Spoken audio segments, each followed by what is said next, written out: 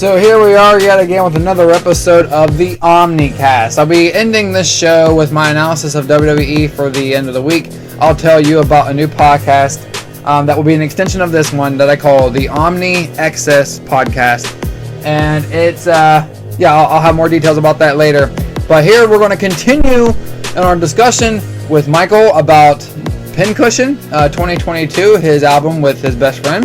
That's Michael is Dead MC and his friend Scott as Lil Zip. Just good stuff here, and they're currently working on the new album. And also, I'll be talking about some other stuff there, so hope you enjoy.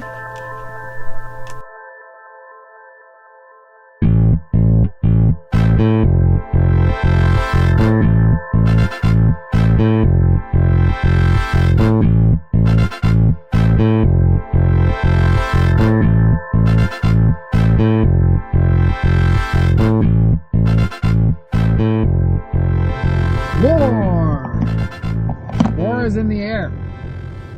As of this recording, which right now I'm recording this on February 24th, 2022.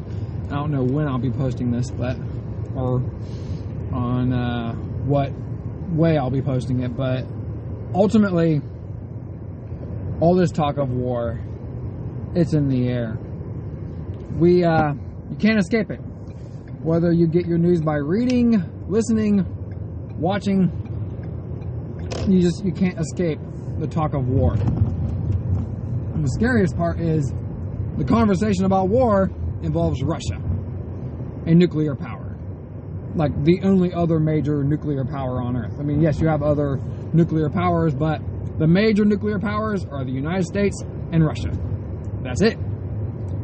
Others have like a handful compared to Russia and the United States, both of whom have thousands. The United States has more than Russia, and I think more than Russia and the rest of the world combined. I think it has more than double Russia's nuclear weapons. But that doesn't make Russia's stockpile any less scary, because hell, just even a few dozen nuclear weapons can do an immense amount of damage. The US and Russia both possess enough nuclear weapons to destroy the world numerous times over. Yes, I mean destroy the planet. Make it uninhabitable. I mean actually blow the planet itself up, which, I think could be possible too, but we're not talking about that. We're talking about making this planet uninhabitable. I mean, the fact that this ability even exists is repulsive, but we just have to deal with what we have right now.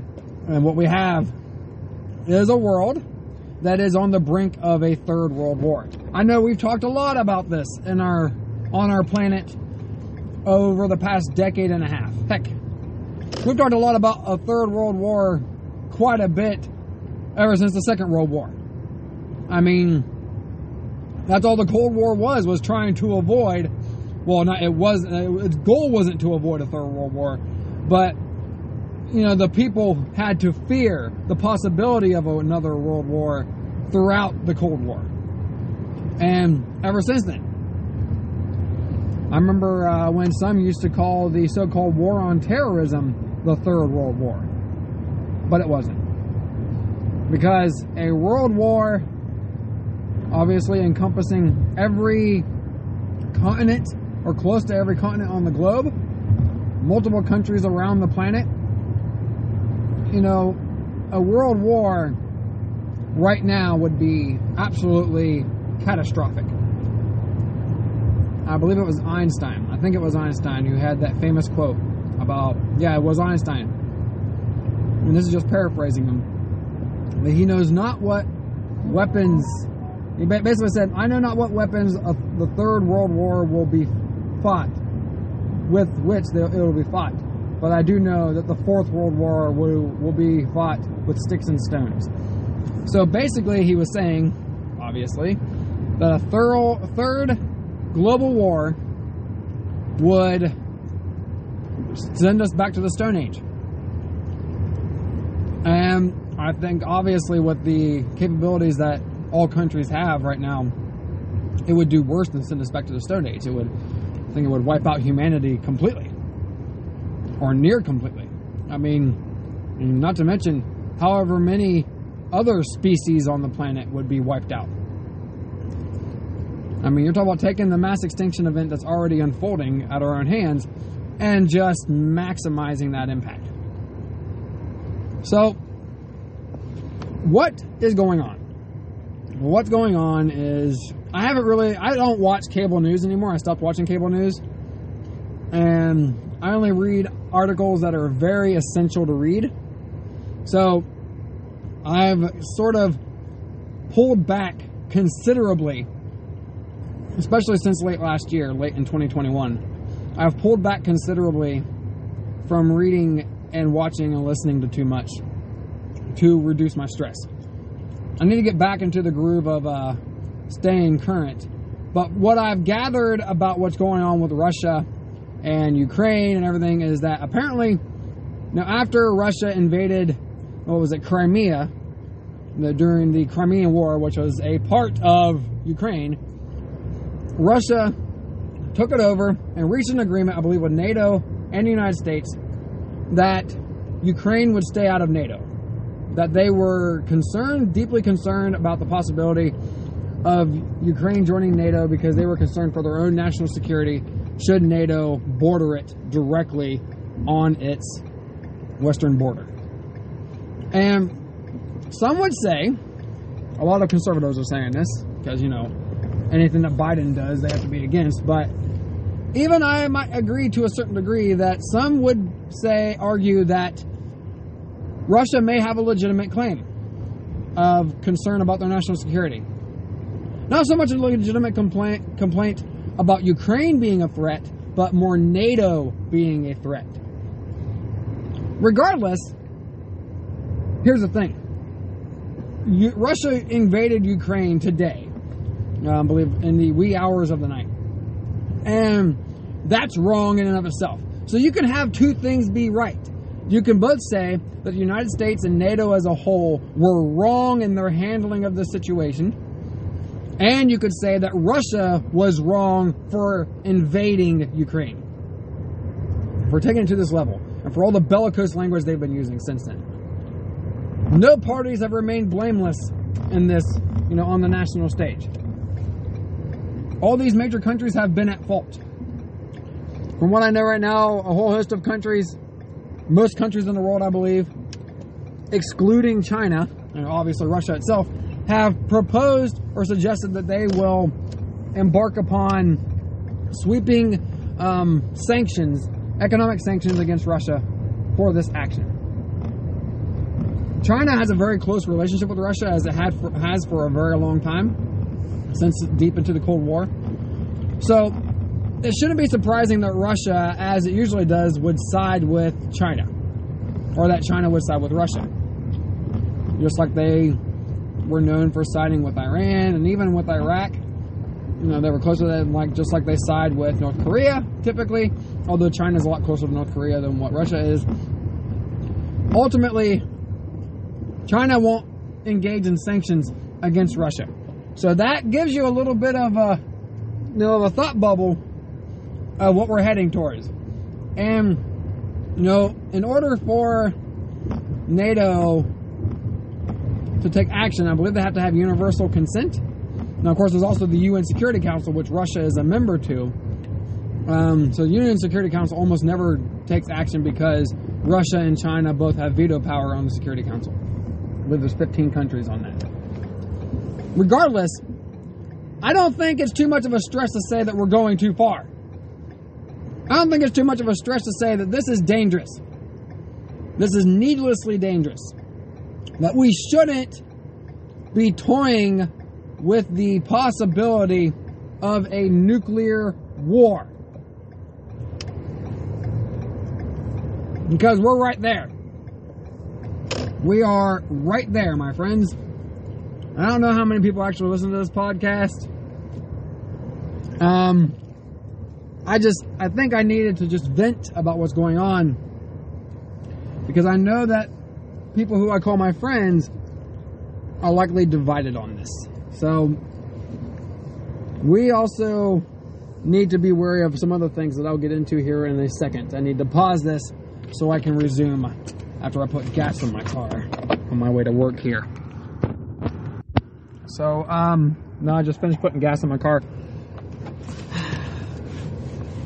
Something else that we need to be worried about that we also saw kind of hinted during the Bush years with the so-called global war on terror. And I always say so-called because I used to always call it, and this is back when I was like 20 years old, I used to call it the war to terrorize. I used to say that the Bush regime was terrorizing us and the world, which I still kind of hold that belief. So, regardless, and that's not to say that terrorism isn't a real threat. It's just that Bush's actions did more to destroy our civil liberties than it did to actually deal with terrorism. Anyways, back on subject here. So the thing that we saw back then, as part of that actual attack on civil liberties, was an attack on dissension, our right to dissent. And you're already starting to see signs of it. But this time, instead of the Republicans doing it, you have a lot of Democrats doing it. A lot of people who lean, not so much on the left, but centrist Democrats, who are coming out saying, I just saw, for instance, one person who said that maybe Russia had a legitimate complaint about their national security, a legitimate concern. This person, former Congresswoman Tulsi Gabbard, was called a traitor by another commenter. And my big fear about this right now is that you're going to see a lot more of that. A lot more accusations of treason, this is what that is, a lot more accusations of people being traitors for simply saying, look, we shouldn't be doing this, or we did something wrong here. I never will agree with the mindset that someone is a traitor because they disagree with the government at any time. At any time. Just like, I think, yes, the people who participated in the storming of the U.S. Capitol were traitors. But the people who disagree with those who designate others as traitors, you're not so much a traitor. I don't think so. But right now we are at a very dangerous moment. Not only in world history, but in our own history. At times of war, civil liberties take a backseat. And in fact, sometimes civil liberties almost disappear completely. And that is definitely part of our history in warfare. Is that suddenly your rights do not matter. All that matters is the objective of the government. And that's what the military is. It is the government. The government at its most powerful. So, when the government is at its most powerful, that's when we should be, as the people, more empowered than ever to speak up. We should never feel afraid to say, hey, too much. Too much. Because that's what they're getting at. That's where we are getting to. Is a state of fear, which fear drives so many other terrible actions. So many other terrible decisions by government and by people as individuals. So we need to be careful in this moment that we do not sacrifice our own liberties to purchase the illusion of security. Because the only way we are secure as a people is if the people themselves are empowered to have a say in what the government does. And have a say about government at all. The power of the people is sacrosanct. I think that's the biggest thing to be concerned about regarding this whole situation with Russia and a possible new Cold War. Hope that never happens, but there's just some things to consider. A lot of things are in danger right now, and if you don't think they are, then my friends, you are paying attention even less than I have been. So, there you go. There you have it. Those are my thoughts on this. That is all for now.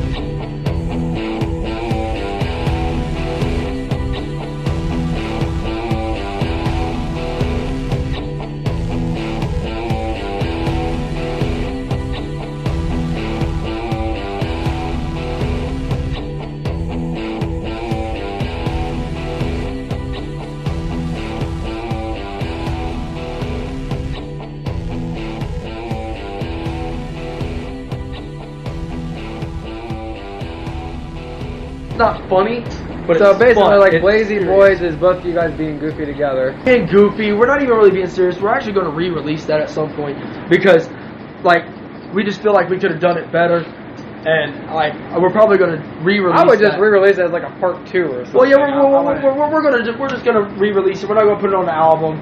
We might put it on like a way future album, like something for big, just like as like a callback to people that was here when we did this.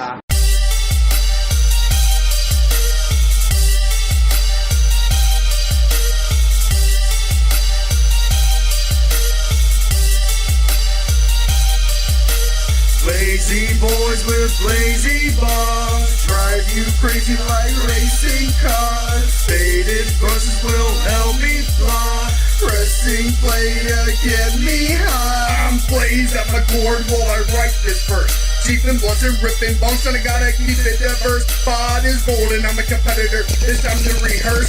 Even if this would be pregnant, I'ma be the wet nurse. Just ate an edible on Curtis of vegetable. This isn't acceptable, it may be regretted, but rather inevitable. I guess it was scheduled. Turns out it's acceptable. Look who's this spectacle. Thought it was medical. I end up resetting my thirsts are questionable. Let's be hypothetical. Why can't I be fresh in my hand and illegible? You shouldn't say fit. No, this is inaccessible. Back, you know me time to relax. What's up? Bro, tell me what is this weed be called? Mousetrap. Ready to fuck this big boy sesh. Got me bit kneecap. Hold up right quick. Oops. Narking that. Hey, what's the difference there? Yo! Trust fall, dab straight to the face. And now I'm feeling like a ground ball. Always wondered what it'd be like to taste drywall. I think I might have shit myself. Does anybody have Lysol? Lazy boys with blazy bars drive you crazy like racing cars. Faded verses will help me fly.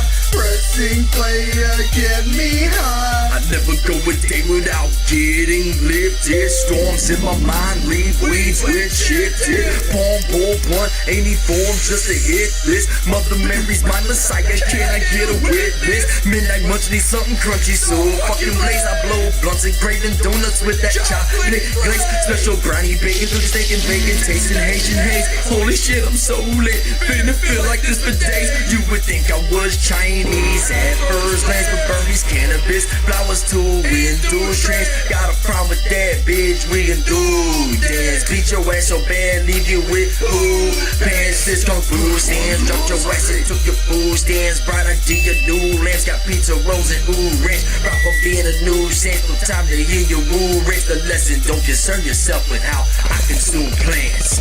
Lazy boys with blazy bars drive you crazy like racing cars. Faded verses will help me fly.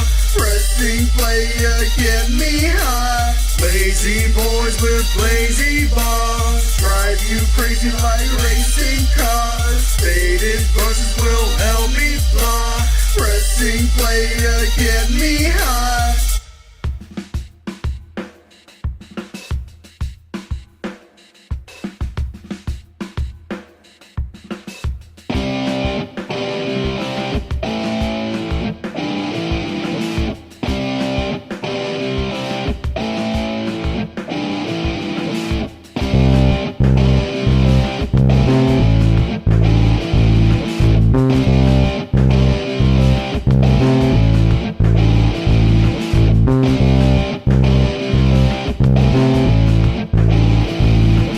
So, here we are talking about professional wrestling, WWE specifically.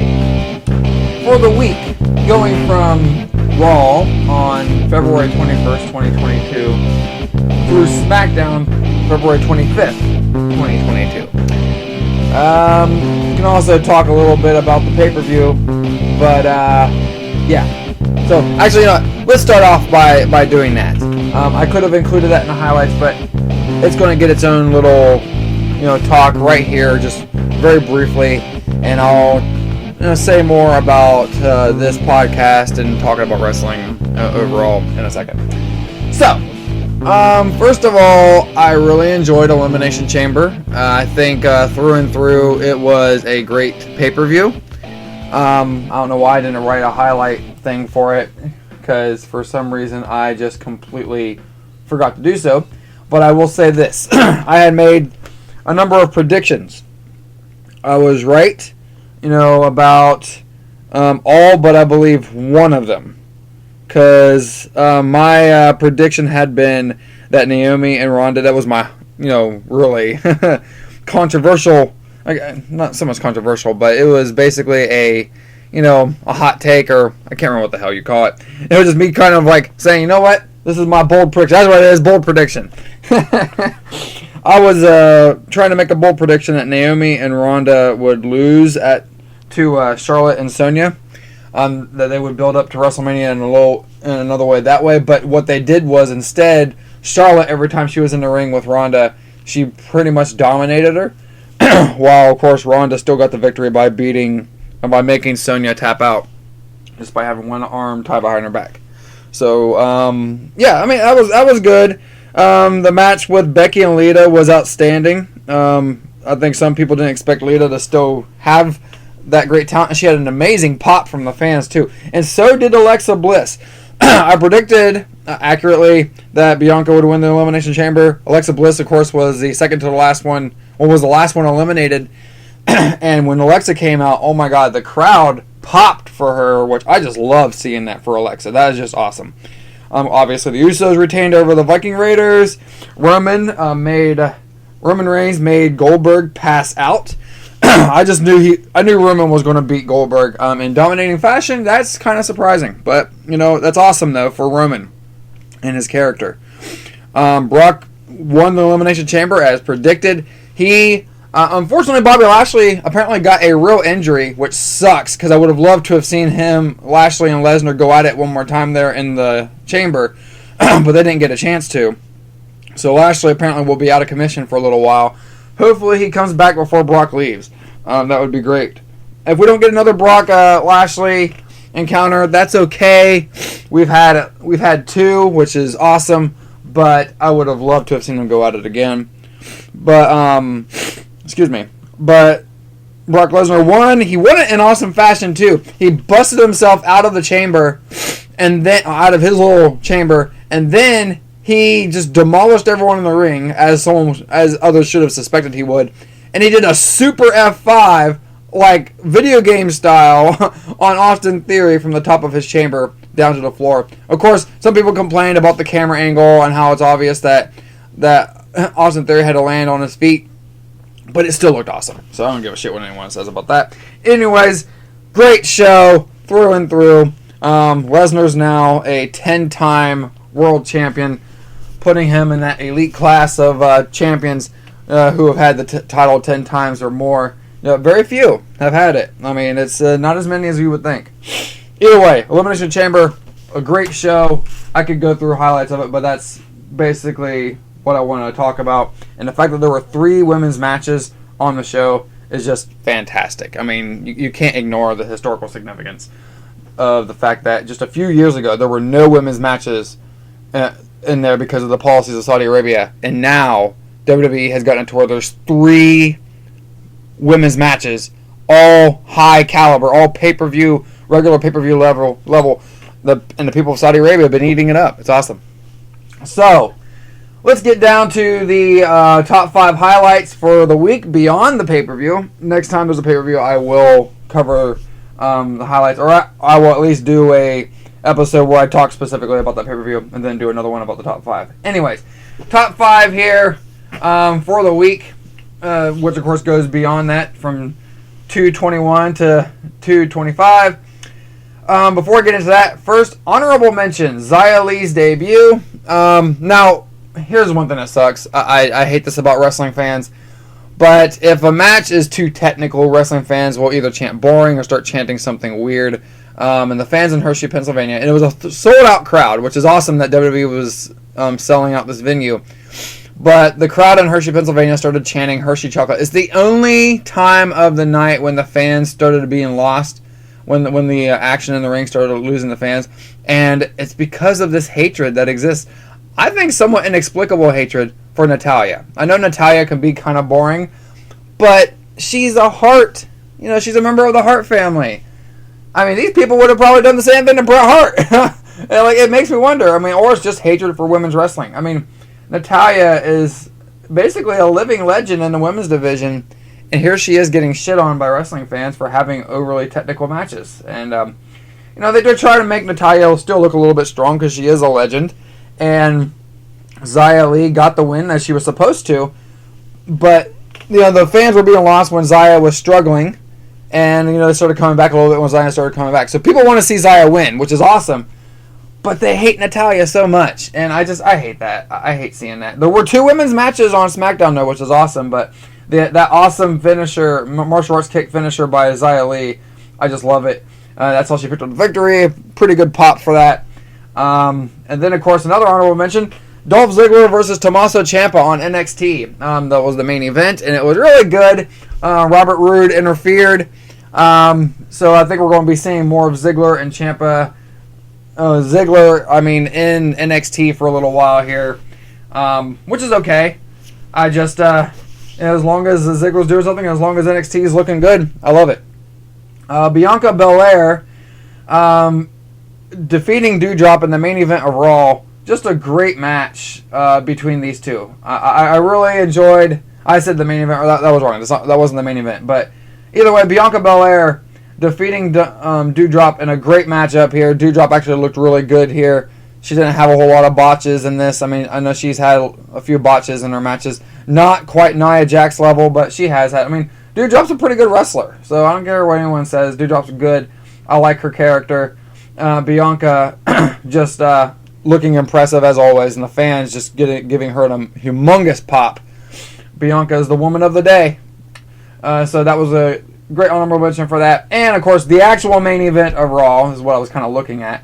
Seth Rollins and Kevin Owens significantly defeating the number one contenders for the tag team titles, RK Bro.